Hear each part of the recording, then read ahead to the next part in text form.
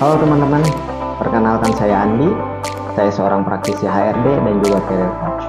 Pada kesempatan kali ini, saya akan berbagi yaitu tentang tips umum mendapatkan pekerjaan. Dan juga selain tips umum, saya akan membagi kepada teman-teman yaitu tips khususnya, rahasia unggulannya.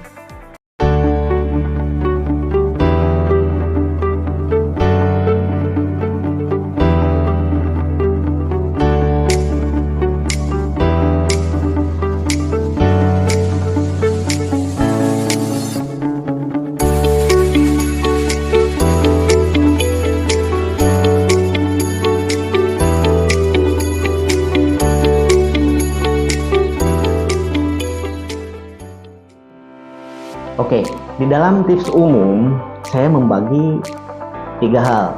Yang pertama yaitu tentang seleksi administrasi, kemudian juga wawancara, dan setelah itu adalah negosiasi. Dan tentunya nanti di akhir sesi ini, saya akan share tentang tips khususnya. Oke, sekarang yang pertama, yaitu tentang seleksi administrasi. Teman-teman, jangan dikira pada saat kita mengirimkan email lamaran kita itu tidak diperhatikan oleh HRD atau tim rekrutmen. Semua kata-kata yang disampaikan itu sangat diperhatikan, dan itu juga menjadi filter pertama seleksi itu sendiri. Kemudian yang berikutnya adalah CV. Nah, teman-teman, di CV juga itu sangat menentukan. Kenapa CV sangat menentukan? Seorang HR atau tim rekrutmen itu tidak lebih dari 3 menit melihat CV kita, baik itu di email ataupun kalau dikirim langsung ke perusahaan, itu 3 menit langsung ini lolos, ini tidak, ini lolos, ini tidak, ini lolos, ini tidak. Yang pertama kali, apa yang harus ada di CV ya tentunya adalah nama kita. Pastikan nama kita lengkap dan gelar kita itu penting. Kenapa? Supaya si tim rekrutmen atau HRD bahwa dia itu pendidikannya dari mana. Kemudian yang berikutnya selain pendidikan yang harus ada di sana adalah yaitu alamat kita di mana. Kenapa alamat kita di mana?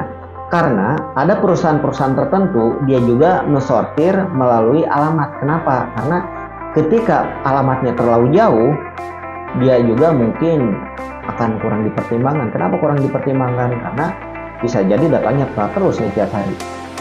Gitu. Kemudian yang berikutnya, rentetan histori pekerjaan kita. 1, PT-nya apa, kemudian yang kedua adalah posisi kita apa, dan yang berikutnya adalah job deskripsi. Kenapa? Karena ketika job deskripsinya dimasukkan, itu akan membuat pertimbangan lebih lagi oleh tim HRD-nya. Seperti itu. Kemudian selain CV, apa yang harus dicantumkan pada saat kita melamar, yaitu yang tak kalah pentingnya adalah sertifikasi kompetensi kita. Tahun kita, misalkan saya awal mulanya bekerja tahun 2010 sampai 2023. Pastikan tiap tahun itu terisi. Jangan sampai kita lupa untuk tidak mencantumkan tahun kita bekerja. Kenapa? Karena akan dianggap ketika ada tahun yang di sana kita itu nggak cantumkan, itu kita akan dianggap nggak produktif. Itu juga bahan jadi pertimbangan oleh tim rekrutmen. Setelah CV adalah kompetensi atau yang sering disebut dengan wawancara. Kenapa sih wawancara ini begitu penting? Karena dalam wawancara si hiring manager atau si user atau si calon atasan atau juga HRD akan mengetahui seluk-beluk si karyawan itu, calon karyawan itu. Baik itu dari kemampuan terhadap pekerjaannya, menguasai atau tidaknya, kemudian latar belakangnya, sifat dan karakternya. Kita juga harus perhatikan apakah wawancara itu online atau offline. Kalau online, teman-teman tidak terlalu, pakaiannya tidak terlalu kaku, artinya tidak harus pakai pakaian yang formal pun tidak masalah. Kenapa? Karena itu bisa disesuaikan dengan yang ada di laptop kita atau di PC kita. Tapi kalau offline, pastikan ada hal yang lain yang tak kalah penting adalah apa? Penampilan kita. Kemudian yang berikutnya terkait pertanyaan. Ada beberapa pertanyaan yang umum yang ditanyakan oleh HRD. Itu pertama adalah tentang perkenalan diri kita. Ketika kita ditanya apa atau ditanya silakan perkenalan diri Anda, langsung fokus kepada nama. Kemudian juga kalau statusnya udah nikah, sebutkan sudah nikah. Kalau usia juga sebutkan. Kemudian yang berikutnya pendidikan, dan setelah pendidikan fokus kepada pengalaman kerja. Dan yang harus diperhatikan berikutnya adalah hindari, meskipun iya mencantumkan misalnya ketertarikan kita terhadap partai politik, kemudian juga organisasi-organisasi di luar yang notabene itu sangat sensitif. Kemudian yang berikutnya, ini juga basic, biasanya ini susunan yang kedua. Apa alasan Anda melamar ke perusahaan kami? Kenapa? Karena ini sangat penting. Jadi ada yang namanya itu past predict the future. Itu pastikan alasannya adalah satu, yang logis yang diterima adalah bukan hanya saya sesuai dengan pekerjaan ini, tetapi juga perusahaan Bapak atau yang Ibu pimpin mempunyai produk yang bisa dijual dalam jangka yang panjang dan juga. Jadi yang pertama adalah logis, realistis, positif, dan jangan negatif pada saat menjawab pertanyaan tentang alasan kenapa melamar pekerjaan ini. Kemudian yang berikutnya adalah ketika ditanya teman-teman terkait berapa gaji yang diharapkan, teman-teman harus survei.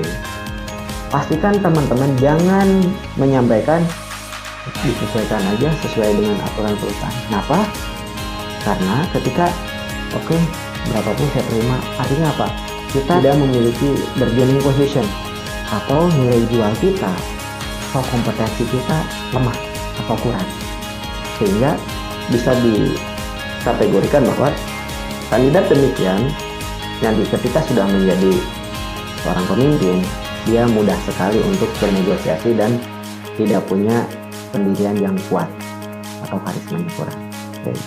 Kemudian setelah negosiasi ada proses berikutnya, atau bisa jadi didahulukan sebelum negosiasi, itu medical check up.